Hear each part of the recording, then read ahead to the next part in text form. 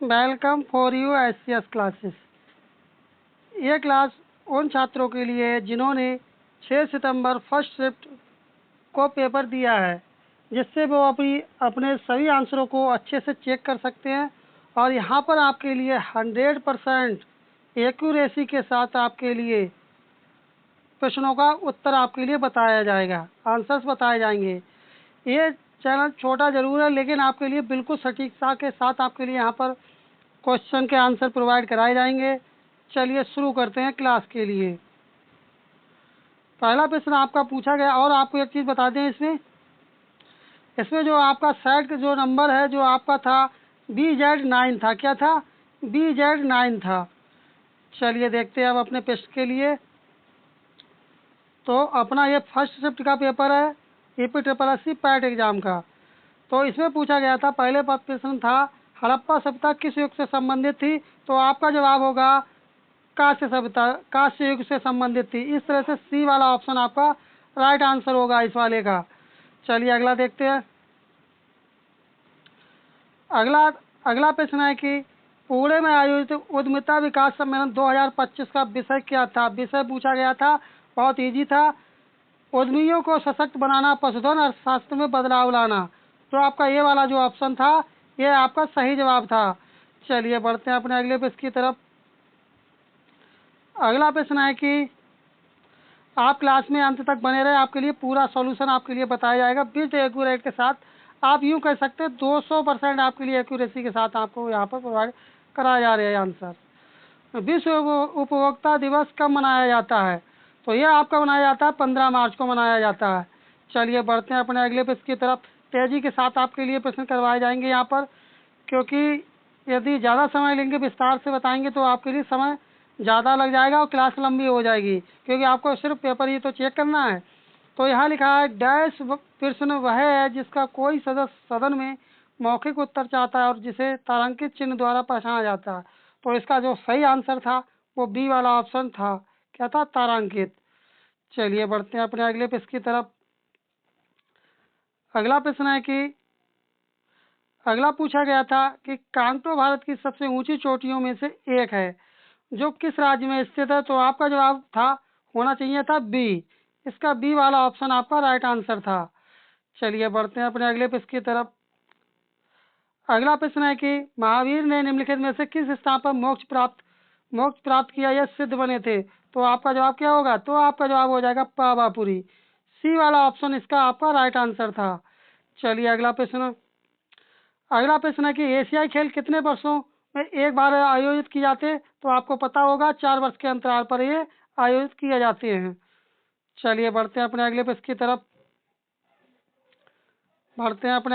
तरफ। ये अपना ये हिंदी का पैसेज, इसके लिए बाद में कराएंगे अभी, तो आप अंत तक बने रहें इस क्लास में। आप लोग अभी आपके लिए जो प्रश्न करवाएंगे वो आपके लिए GK GS के प्रश्न होंगे और करंट अफेयर्स के प्रश्न आपके इसमें शामिल होंगे। तो पहले GK GS के प्रश्नों को देख लेते हैं। क्वेश्चन नंबर 18 है कि जो विशेषण अपने विशेष की मात्रा या प्रमाण के विषय में ज्ञान कराए उसे डैश विशेषण कहते हैं। तो उसे कहते हैं, साफ साफ दे रखा है, प्रमाण। तो आपका जवाब क्या हो जाएगा? प्रमाणवाचक। इस तरह से आपका ए वाला जो ऑप्शन होगा यही आपका इसका राइट आंसर हो जाएगा। चलिए अगला प्रश्न। अगला है कि चैत तद्भव शब्द है, उसका तत्सम शब्द क्या होगा? तत्सम पूछा गया था। आप लोगों ने ज्यादातर इसमें जो जवाब दिया है वो चैत्र दिया है, लेकिन चैत्र आपका गलत होगा। जो चित्त होगा वही आपका सही आंसर होगा। ए वाला ऑप्शन आपका इसका राइट आंसर आपका हो जाएगा। चलिए बढ़ते हैं अपने अगले प्रश्न की तरफ।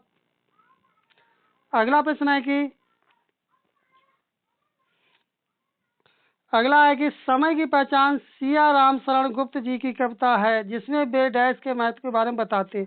तो किसके बारे में बताते हैं? समय के बारे में बताते हैं। बी वाला ऑप्शन आपका इसका राइट आंसर था। चलिए बढ़ते हैं अपने अगले प्रश्न की तरफ।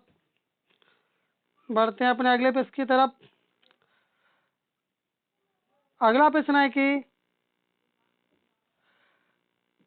प्रश्न है आंखें दिखाना मुहावरे का सही अर्थ है। तो आपका जवाब हो जाएगा बी वाला ऑप्शन इसका सही जवाब था। तो बी वाले का जिन्होंने भाई बहनों ने टिक किया होगा उनका सही उत्तर होगा इसका। चलिए अगला है कि बुद्ध ने किस उम्र में परिनिब्बाण अंतिम मुक्ति प्राप्त की थी? तो उनकी आयु पूछी गई, तो आपका जवाब होना चाहिए था डी। तो इस तरह से आपका डी वाला ऑप्शन आपका राइट आंसर हो जाएगा, 80 वर्ष में प्राप्त की थी। चलिए अगला प्रश्न। अगला प्रश्न है कि जनवरी 2025 में कौन सा देश आधिकारिक तौर पर ब्रिक्स समूह का 10वां पूर्ण सदस्य बना है? तो आपका जवाब इसमें क्या होना चाहिए था? इसमें लोगों ने ज़्यादातर तुर्की लगाया, लेकिन तुर्की ना होकर के आपका मिस्र, जो डी वाला ऑप्शन है, ये आपका राइट आंसर हुआ इसका। चलिए बढ़ते हैं अपने अगले प्रश्न की तरफ। अगला प्रश्न है कि एक सामाजिक घटना जिसमें समाज का एक वर्ग अपने जीवन की मूलभूत आवश्यकताओं को भी पूरा करने में असमर्थ होता है, उसे डैश कहा जाता है। तो उसे क्या कहेंगे आप लोग? उसे कहेंगे गरीबी कहेंगे। तो बी वाला ऑप्शन आपका राइट आंसर था इसका। चलिए अगला प्रश्न। अगला पूछा गया था कि भारतीय संविधान के किस अनुच्छेद के अनुसार संघ की कार्यकारी शक्ति राष्ट्रपति में नियत होती है? तो आपका इसका सही जवाब था 53, अनुच्छेद 53, डी वाला ऑप्शन इसका सही था। जिन्होंने डी ऑप्शन लगाया होगा उनका बिल्कुल सही आंसर था।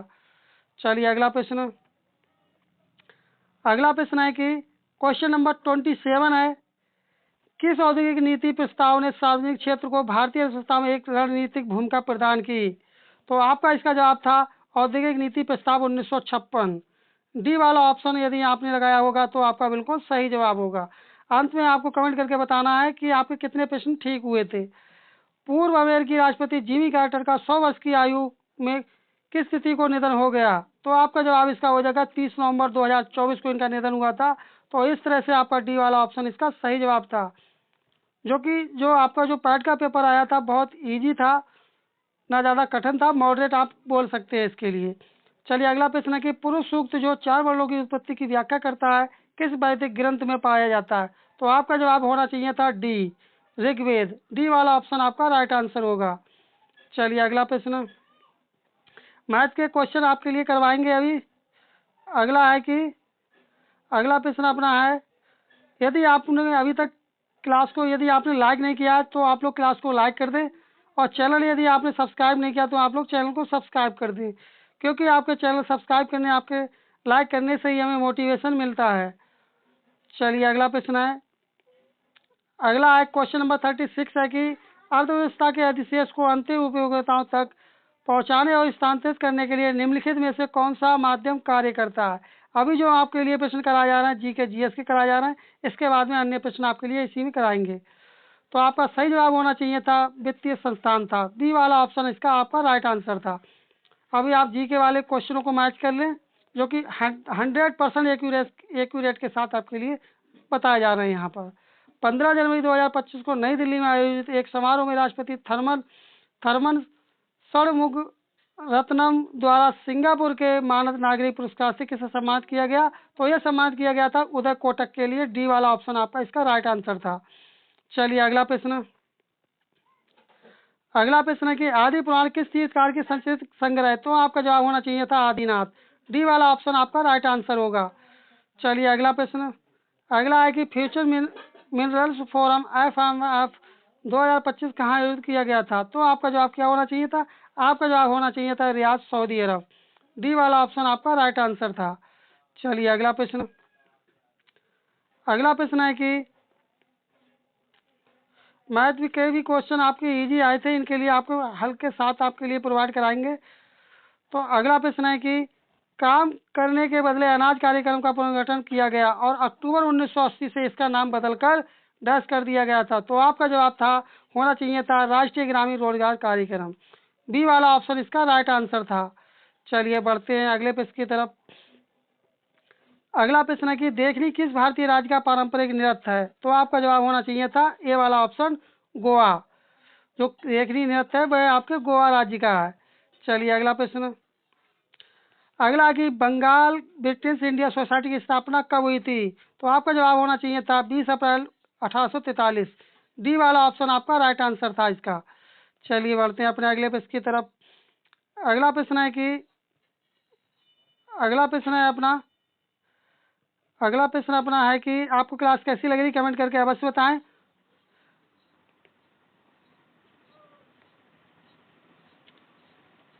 अगला प्रश्न अपना है कि अभी देखते हैं। अगला प्रश्न अपना है अगला प्रश्न अपना 50 नंबर का है कि लंदन में ईस्ट इंडियन एसोसिएशन की स्थापना किसके द्वारा की गई थी? तो ये जो स्थापना की गई थी दादाभाई नौरोजी के द्वारा की गई थी। यदि आपने इसका जवाब बी लगाया होगा तो आपका बिल्कुल सही उत्तर रहा। चलिए अगला प्रश्न, इसमें आपसे पूछा गया है लीबिया की राजधानी क्या है। आपके लिए प्रैक्टिस सेट करवाए गए थे, तो उन प्रैक्टिस सेट से कम 35 से 40 क्वेश्चन आपके लिए मिले हैं, देखने को आपके लिए मिले होंगे यदि आपने वो प्रैक्टिस सेट देखे होंगे तब। तो आपका इसका सही जवाब क्या था? त्रिपोली था। चलिए अगला प्रश्न, अगला प्रश्न है कि विजय स्तंभ कहाँ स्थित है? तो यह विजय स्तंभ जो आपका ये स्थित है राजस्थान में। कहाँ स्थित है? राजस्थान में। और राजस्थान के किस जिले में स्थित है? चित्तौड़गढ़ में ये स्थित है। इस तरह से आपका डी वाला ऑप्शन इसका सही जवाब था। चलिए अगला प्रश्न, अगला प्रश्न है कि जैव विविधता संशोधन अधिनियम 2023 कब लागू हुआ था? तो बताएं, आप लोग कमेंट करिए कब लागू हुआ था। तो आपका सही जवाब क्या हो जाएगा? आपका सही जवाब हो जाएगा 1 अप्रैल 2024 को इसे लागू किया गया था।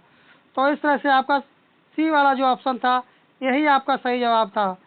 चलिए अगला प्रश्न, अगला प्रश्न है कि अगला है कि अविकसित अर्थव्यवस्था का अर्थ है। तो इसमें देखते हैं क्या आंसर होगा इसका। वे देश जिनमें प्रति व्यक्ति वास्तविक आय संतुलित है, तो ये आपका ये नहीं होगा, ठीक है। वे देश जहाँ प्रति व्यक्ति वास्तविक आय कम है, तो यही वाला बी वाला ऑप्शन आपका राइट आंसर हो जाएगा। चलिए अगला प्रश्न, अगला प्रश्न है कि अंतर्राष्ट्रीय श्रम संगठन ILO का मुख्यालय कहाँ स्थित है? आपको कई बार बताया गया था जिनेवा में स्थित है। चलिए अगला प्रश्न, अगला प्रश्न है कि आपके लिए GK GS के जो क्वेश्चन पेपर में आए थे, काफ़ी अच्छे लेवल के क्वेश्चन आए थे, आप आसानी से इन्हें कर सकते थे। तो चलिए देखते हैं, इसमें देखते हैं शिकागो धर्म सम्मेलन का आयोजन किस वर्ष हुआ था? शिकागो धर्म सम्मेलन का आयोजन किस वर्ष हुआ था? कितना इजी क्वेश्चन पूछा गया है। तो इसका आयोजन हुआ था 1983 में हुआ था। डी वाला ऑप्शन आपका राइट आंसर होगा। चलिए अगला प्रश्न, अगला प्रश्न है कि 5 जनवरी 2025 को भारतीय तटरक्षक बल के लिए निम्नलिखित में से किस शिपयार्ड द्वारा 2 स्वदेशी रूप से डिजाइन और निर्मित तीव्रगति पोत FPV अमूल्य और अक्षय लॉन्च किए गए?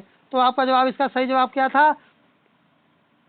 तो आपका सही जवाब इसका क्या था? तो इसका जवाब था गोवा शिपयार्ड के द्वारा लॉन्च किए गए थे। डी वाला ऑप्शन यदि आपका जवाब था तो आपका बिल्कुल सही जवाब था। चलिए अगला प्रश्न,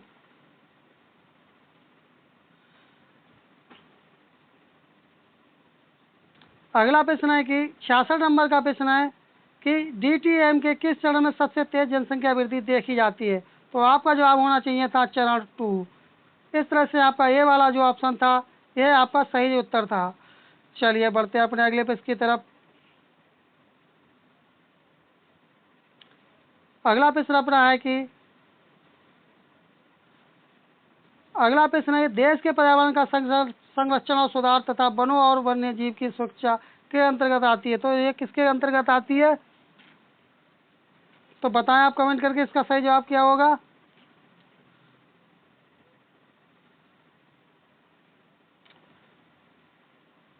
तो अगला प्रश्न है कि अनुशीलन समिति का मुख्यालय कहाँ है? किसका मुख्यालय? अनुशीलन समिति का मुख्यालय कहाँ है? तो आपका जवाब क्या होना चाहिए था? आपका जवाब क्या होना चाहिए था? तो आपका जवाब होगा इसका कलकत्ता में स्थित है। बी वाला ऑप्शन आपका राइट आंसर था। क्या चीज? बी वाला ऑप्शन आपका राइट आंसर था। चलिए अगला प्रश्न देखते हैं। देख रहे हैं आप कितना इजी क्वेश्चन पूछा कि 2/5 का प्रतिशत कितना होगा। तो इसमें क्या करना था, 2/5 गुणे 100 तो कितना आ जाए, 100 को काटो 20 पंजे 100, 20 दूनी 40। ये वाला ऑप्शन आपका इसका सही जवाब था, क्वेश्चन नंबर 71 का। चलिए अगला देखते हैं।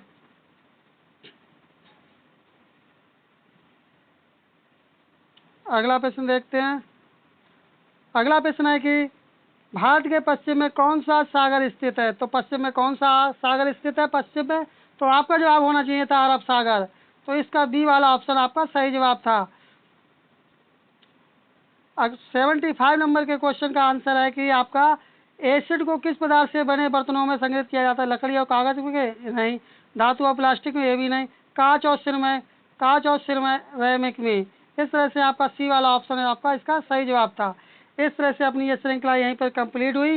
इसके बाद में आपके लिए जस्ट फिर सॉल्यूशन के साथ आपके लिए मैथ के क्वेश्चंस आपके लिए प्रोवाइड कराए जाएंगे। इसलिए आप अभी तक चैनल को सब्सक्राइब नहीं किए तो चैनल को सब्सक्राइब कर लें और क्लास को आप लोग लाइक कर दें। चलिए जल्द ही आपके लिए क्लास लेकर के आ रहे हैं मैथ की इसके बाद में, और इंग्लिश होंगे, उसमें इंग्लिश के क्वेश्चंस होंगे और रीजनिंग के क्वेश्चंस होंगे। चलिए मिलते हैं जल्दी नेक्स्ट क्लास में, तब तक के लिए धन्यवाद। जय हिंद।